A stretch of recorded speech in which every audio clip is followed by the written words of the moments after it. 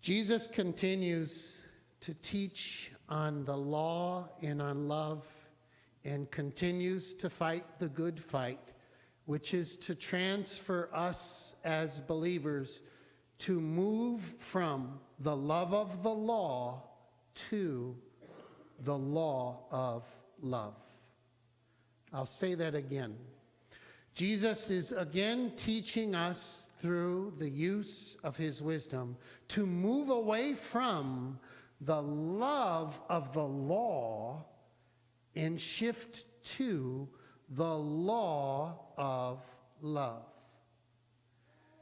Jesus is doing this through the use of the commandments in the invitation to allow each one of us to stop judging that big thing over there and to look within here to find where we perhaps have some struggle or sin. It's most easy to demonstrate this with times and places that we notice something big over there and maybe miss something inside here or here, because whatever's out there is a little bit bigger.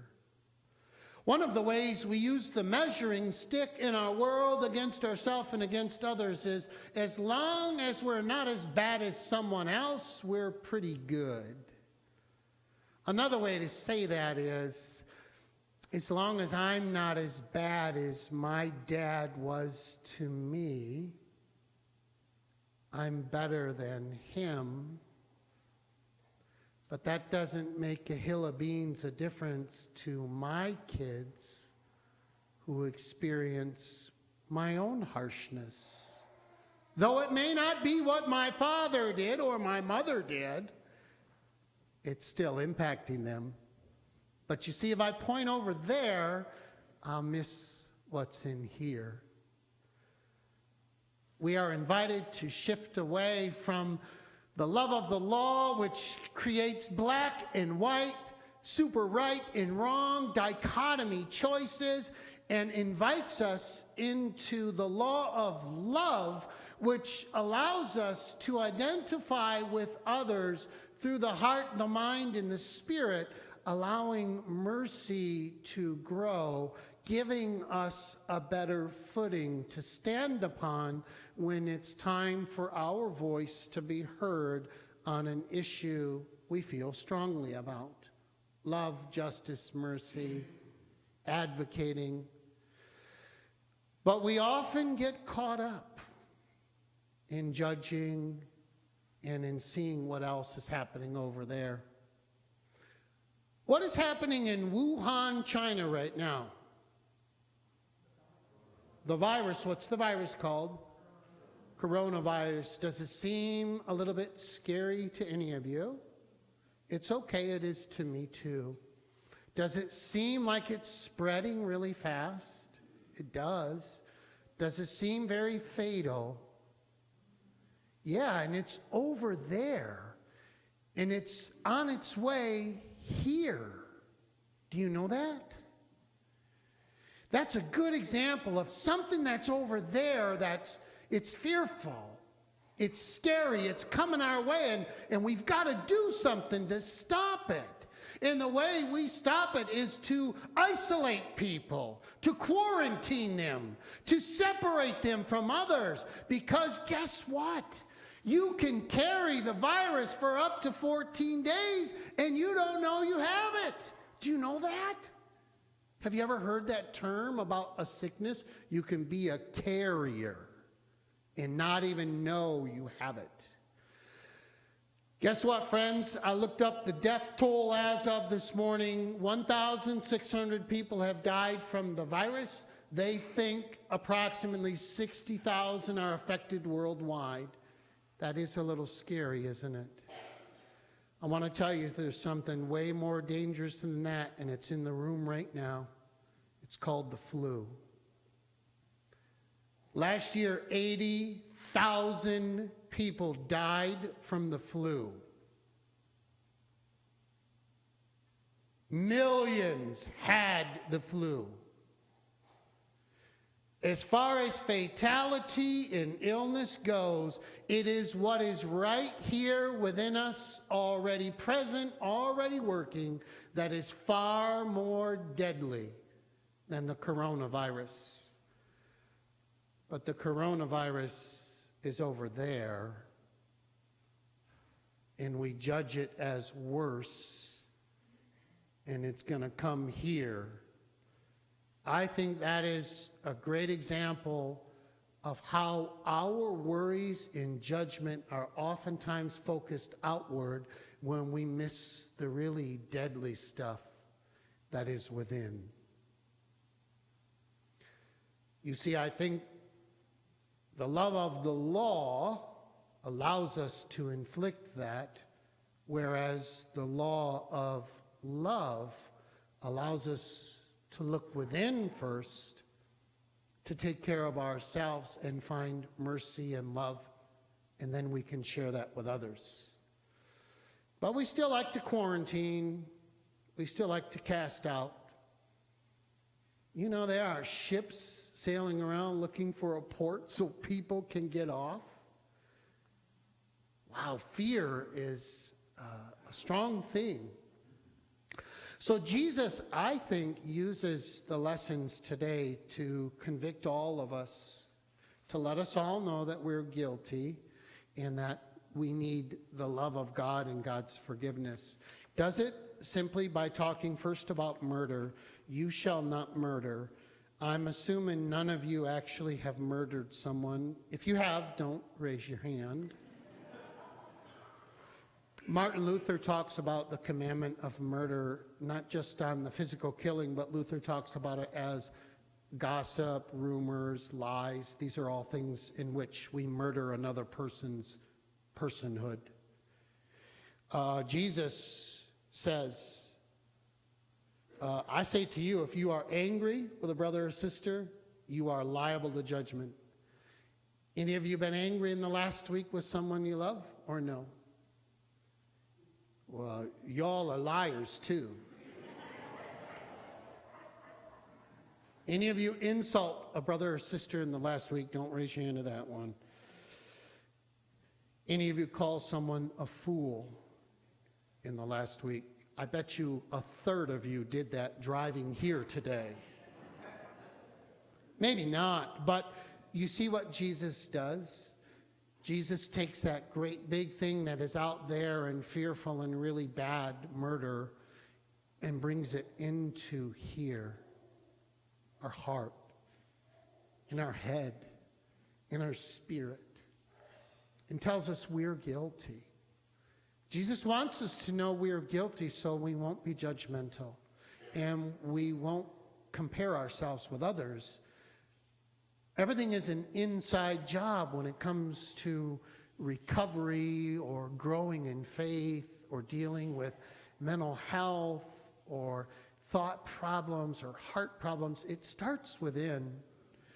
Jesus says the best way to start within is to just know that you're not so good. When Jesus applies the law to us in love, he finds a way to make sure all of us know we're guilty. It continues on when he talks about adultery. Jesus, you know what adultery is, but then says, everyone who's looked at a woman with lust has already committed adultery. Guys, I will spare you the embarrassment if you're here with someone you love. I won't ask you to raise your hand, but you're probably guilty. Goes on to say, if your eye is your problem, tear it out. Better for you to lose one eye than to have your whole body and go to hell. If your hand is your problem, cut it off. Better you to lose one hand than to go to hell with a full body. I don't think Jesus actually wants us to do this. It does not prevent some people, however, from taking other parts of Scripture absolutely literally. So this is, as Lutherans, this is one of the examples we use to talk about how Jesus, as he teaches, oftentimes isn't specific in the examples. I mean, the examples are specific, but we're not meant to carry it out literalistically. Then Jesus talks about divorce. If you divorce your wife, give her a certificate of divorce. But anyone who divorces, except on the grounds of unchastity, you commit your wife to commit adultery. Then anyone who marries a divorced woman commits adultery themselves. We live in a society that's quite prevalent with divorce and remarriage, so on and so forth. A lot of guilty people walking around on this commandment. Jesus then says, you shall not swear falsely. Jesus was talking about when people swear to God about things and says, carry out the vows you have made to the Lord. You know, I know there's probably at least one or two of you who were not feeling really good and you were maybe throwing up. And you said, oh God, if I get through this, I'll never do this again. Or if it wasn't because you're puking your guts out from alcohol or something like that, maybe you said it on another issue. Oh God, just get me through this and I won't do that again. And yet, people do. But the point is, Jesus is saying, don't make those kind of comments. But he makes it worse by saying, I say to you, don't swear at all by anything. By heaven, by earth, by Jerusalem. Simply let your yes be yes and your no be no. If you are like me, you have found your guilt within these words of Jesus.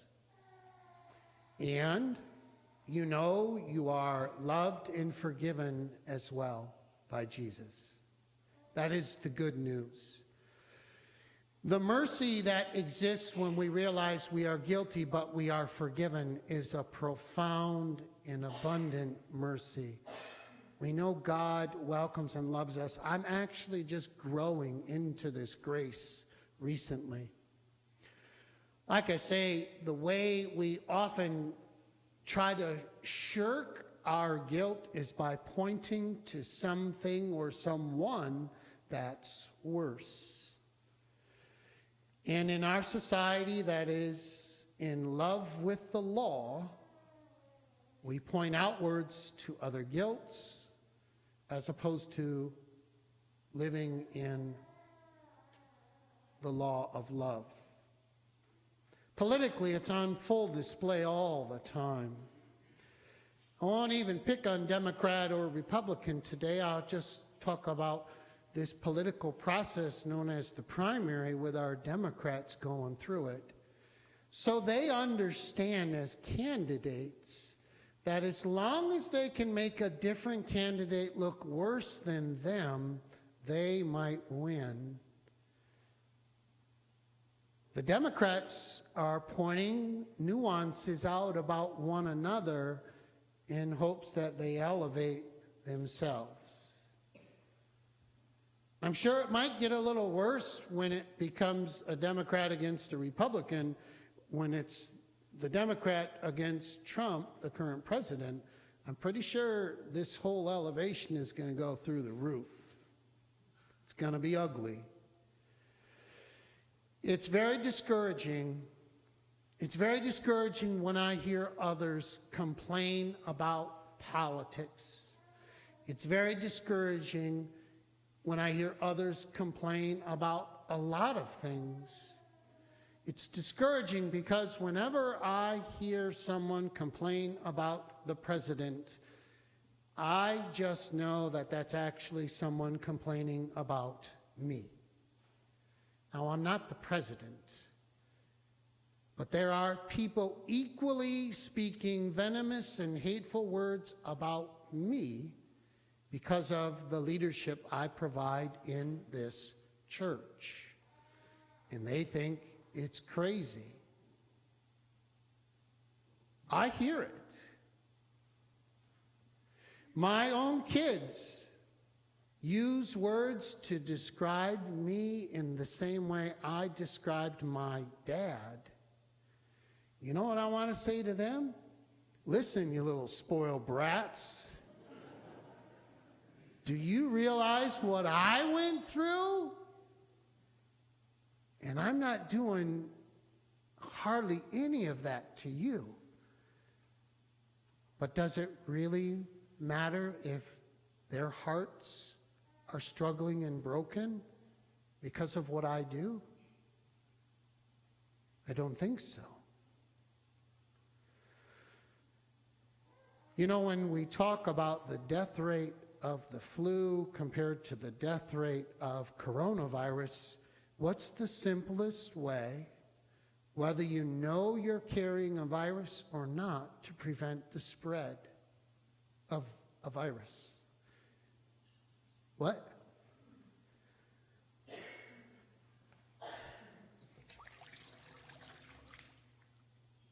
Wash your hands.